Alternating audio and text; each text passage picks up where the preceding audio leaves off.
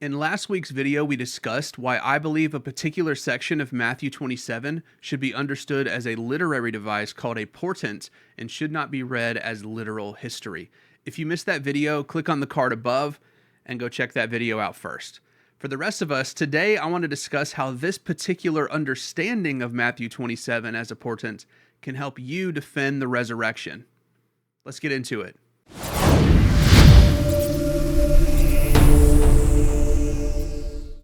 And you might be asking yourself, how can a particular interpretation of a passage have anything to do with the resurrection?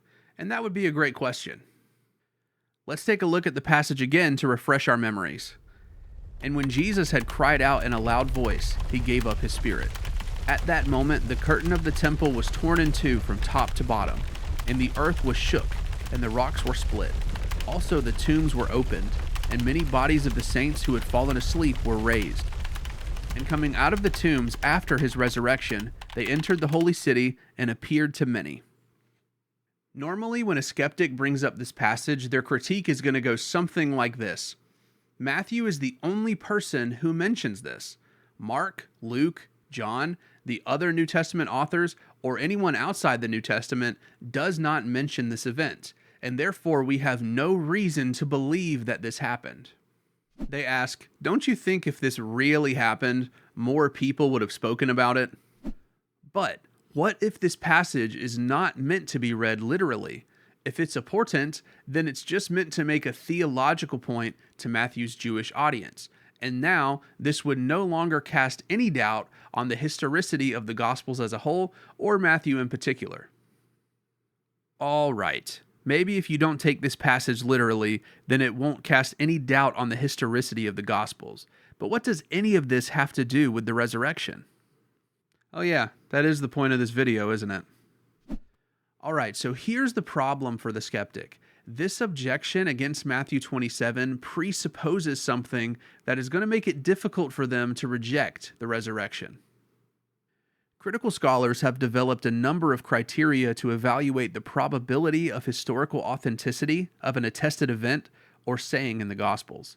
They include the criterion of dissimilarity, the criterion of embarrassment, the criterion of multiple attestation, the criterion of culture and historical congruency, and the criterion of Aramaisms. For this particular video, we're going to focus in on the criterion of multiple attestation, which refers to when two or more independent sources present an account of the same saying or event. One thing that's important to mention is that we have to be careful with this criterion regarding the Synoptic Gospels, because Matthew and Luke borrow a lot of their material from Mark, so the word independent in our definition is crucial to a proper understanding of what multiple attestation is. For example, if Mark and Luke attest to an event, but Luke is borrowing from Mark for that particular section, this would not be considered multiple attestation, because all the information would ultimately come from Mark. Therefore, multiple attestation is only present when there isn't any strong evidence of textual dependence for any particular pericope. So this is good news for our skeptic friends. They are actually in alignment with critical scholars on this, that multiple attestation is strong evidence for historicity. However, this is going to be a problem when it comes to rejecting the resurrection. Because here's the deal. We do have multiple independent attestation to the resurrection. And here are two reasons that we know this. Number one, our sources do not copy from one another. There is no textual dependence. And number two is that there are what we might call prima facie tensions within the text. By that I mean that the accounts are difficult to reconcile with one another on their face. Skeptics have, in fact, argued for centuries that the resurrection accounts are so contradictory that they are irreconcilable. If they were dependent upon one another's testimony for the resurrection, then they would have more agreement in the details on their face. Now, I will say this. The purpose of this video is not to reconcile or harmonize these prima facie tensions.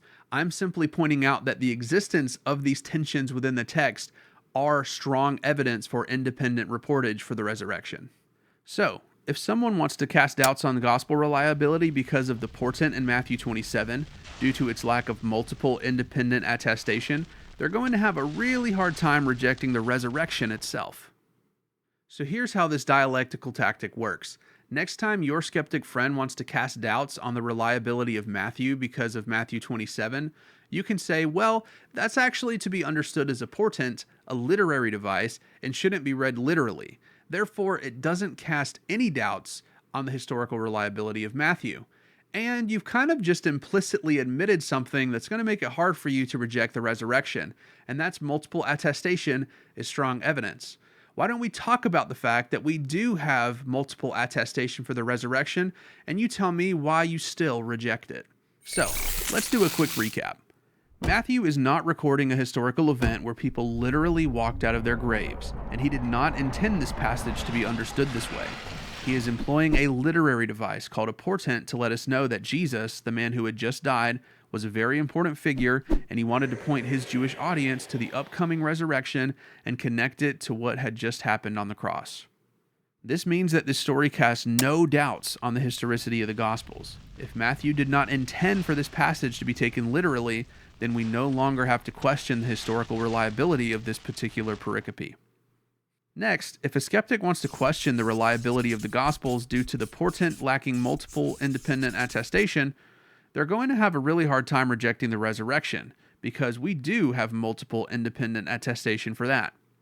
So, skeptics, if you're going to reject the Gospels, I would suggest going a different route, one that doesn't have you reading a literary device literally, and one that doesn't make it so difficult for you to reject the very thing that makes Christianity true. All right, that's basically going to wrap up my case for why this particular understanding of Matthew 27 can help you defend the resurrection. I want to give you some book recommendations at the end here. This is Testimonies to the Truth by Lydia McGrew. And the reason I like this book so much is it has a lot of really strong arguments for why the Gospels are reliable. And actually, towards the end of the book, she argues that the resurrection accounts are not contradictory, and she tries to give an account of that. My next recommendation is going to be Easter Enigma by John Wenham, and the entire point of this book is to reconcile or harmonize the resurrection accounts and show that they are not contradictory on their face. All right, my next recommendation is going to be Leslie's Short and Easy Method with the Deists. It's a very short read, as you can see, and basically he gives 4 criteria for knowing that a historical event has taken place, and I highly recommend it. It's very short, good read, and it can help you with defending the resurrection as well. And finally, we have the Criterion, and this book is mostly geared towards how we can know that a miracle has taken place. However, I think that the criteria given in this book can actually help you defend the historicity of the Gospels as well, and we'll find out why in a later video. Thank you so much for watching this video on why I believe this particular understanding of Matthew 27 as a portent can help you defend the resurrection. If you liked it, give it a thumbs up, subscribe to the channel if you're new and you want more content like this. This has been The Epitome. I'm your host, Nathan Bozeman. We'll see you around.